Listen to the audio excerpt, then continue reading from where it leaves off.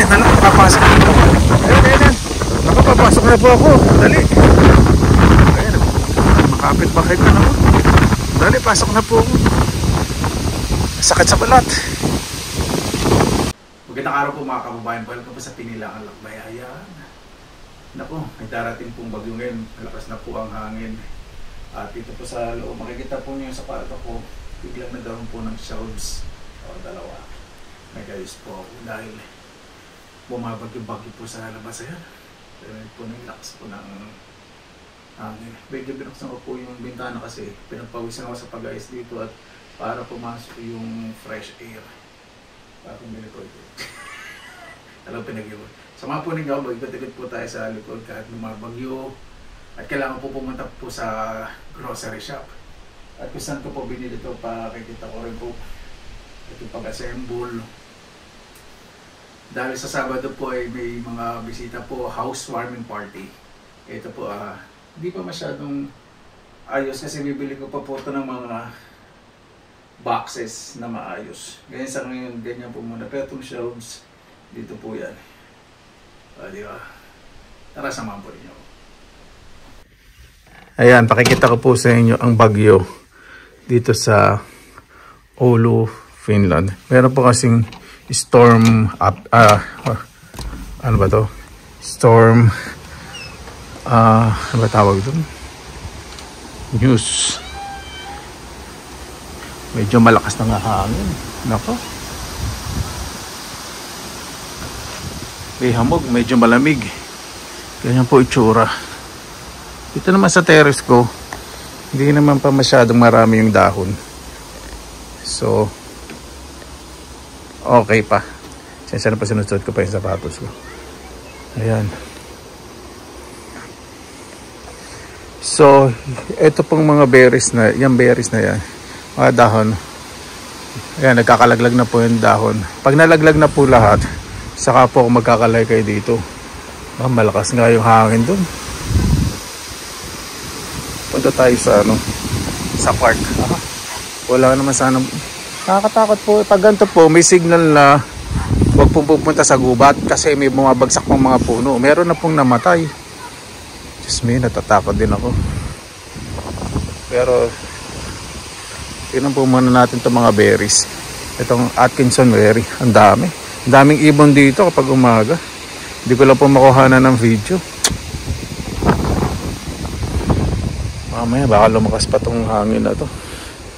Makapunta muna sa shop bago tuluyang lumakas ang bagyo.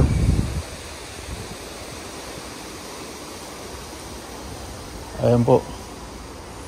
Medyo may slope tong itong bakod, medyo pabang ganun. So magandang magtanim ng gulay doon, mga lettuce sa summer kasi may slope. So mas naarawan. Etong area na to mas naarawan. So lalagyan ko po yan ng magandang landscape sa next spring. Tananin naman talaga ng gulay dyan sa harap. Yung mga low ground vegetable, hindi gumagapang sa hindi masyadong bushy para clear. Doon sa gilid, lalagyan ko po ng ng parang gapangan ng mga beans. So tingnan na po natin. Lakad na po tayo.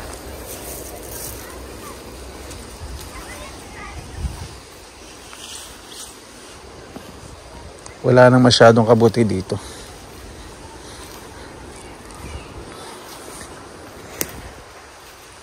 Maraming tao dun sa park. Pwede pong kumuha dito. Hindi naman po kita mga mukha ng mga bata. Yun, masaya mga bata. Pag mga hapon. Pero titingnan po ako kung may mga kabuti tayong makikita. Diba? Ganyan po pag autumn. Nagkakalagas na po ang mga dahon. Pero napaka-late po ng autumn ngayon kasi almost October na po. Dati po kasi gantong almost end of September, wala na pong mga dahon. Itong mga birch tree. Siyempre mga pine trees forever naman po hindi nawawala ng dahon eh. Saka itong mga bushy, mga bushes. So dito wala namang pang pakailaman. Siyempre minsan na-intimidate na ilang ako kasi pag may mga batang bagong nakakita ng mga babangis ang dating tulad ko, natitingin po talaga sa akin, nahihinto sila. Yes, totoo po yun. Hindi. Kasi siyempre foreign looking po ako. Ay, may tumubo pala dito ang penny ba? Hindi ko naabutan, nabulok ko na sayang. Ayun, no? Black na. Wala pong aso dito katulad po na pinakita ko po ng mga nakaraang araw. May sign po dito na bawal dali ng mga pets. So malinis dito. Ay, may nanguha na dito ng ano. Ano ba to? Ano ba to? Lingonberry. Nangunti na lang po eh. Ayan, may nanguha po. Sarap po dito sa backyard. Kaya lang, wala nang kabuti. Buti pa sa south eh. Doon sa south, naku, napakaraming klase ng kabuti. Yun namang Matsutake, sagana naman po yung north. Dito sa northern Finland, mas mahal yun compare sa mga penny ba. Sa south po, maraming mga chanterelles, autumn chanterelles, trumpet, yung hedgehog mushroom, terracotta hedgehog, penny ban, meron din po doon.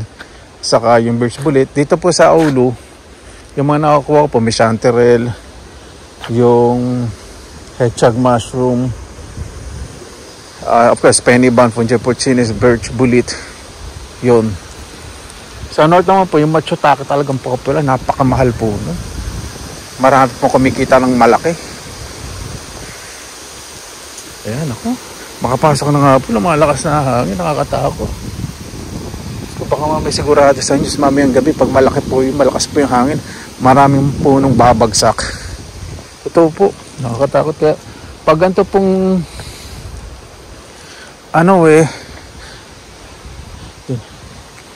doon ako sa harap para makita po natin ng terrace yung kondisyon. Pag ganito pong mga mahangin talagang hindi po ako pupunta sa gubat. Nakita niyo na po, napakaraming puno. Tapos pag malakas ang hangin, sumiyo. Sa magtatanong po yan, lahat ng puno dyan straight ano? Opo. Kasi bihira lang po yung talagang malakas na bagyo. Pag binagyo po, putol. Malalambot lang po kasi mga puno dito eh. Hindi po katulad sa atin sa Pilipinas na makakunat magbayad ng utang. Saan na ba tayo? Sa puno tayo, di ba? Ayun, naku. Dali. Yan. Dito po, na-discover ko, dito sa lugar na po na ito, may mga penny ban. Kaya lang may mga asong galat, so I'd rather not collect them.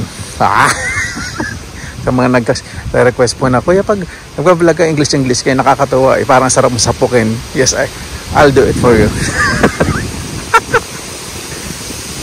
Naku po yan. Ayan na. Parang sa Pilipinas lang po yung pag may bagyo. So, sa kapitbahay, may araw niya. Biyas, yung kuha na ng video, baka sabihin eh. Ayan, nakapapasok na po. Ayan. Nakapapasok na po ako. Dali. Ayan, makapitbahay ka na po. Dali, pasok na po. Sakit sa balat. Ayan po, grabe ang hangin. Dali. Ayan, ito po sa harap ko. Wala pong masyadong dahon. Yayamanin pa rin, social pa rin. Paniniisip, bumabag yun. Yan po. Makikita nyo po sa terrace. Napakalakas po ng hangin. Buti na dito na po sa loob. Ganyan po nakakatakot. Pag ganyan po yung hangin na malakas. Siguradong marami po yung bumubuhal. Sana naman yung mga nanguha ng kabuti, itigil mo. Nakakatakot po kasi.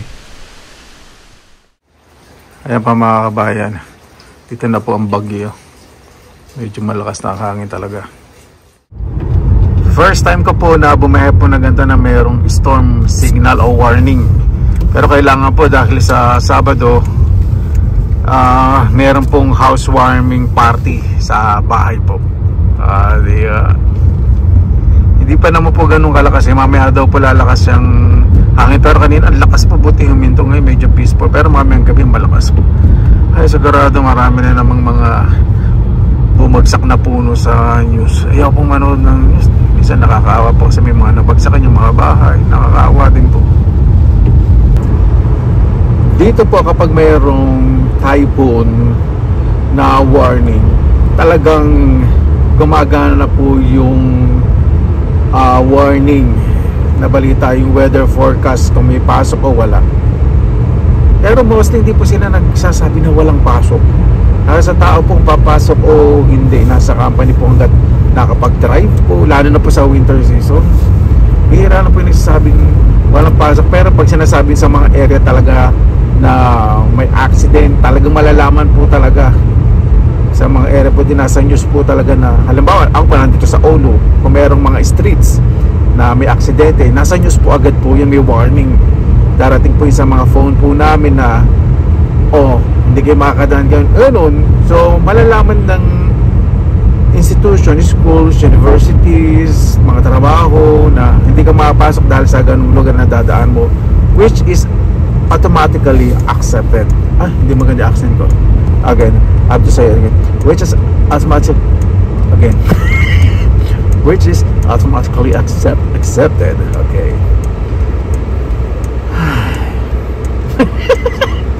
Ayan po, grabe, napakalakas ang hangin. Dali.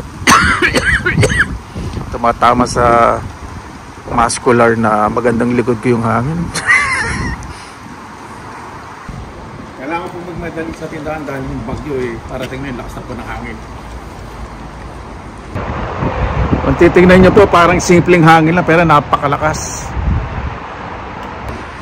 Dito po sa likod ng shop, nakita nyo po itong mga flores sa mga ilo, tatapon na lang po niya, sayang po. Ayan po, inabili ko yung dalawang shelves. Lalagay ko po yung sa bedroom ko para yung mga boxes mas maayos. Diba?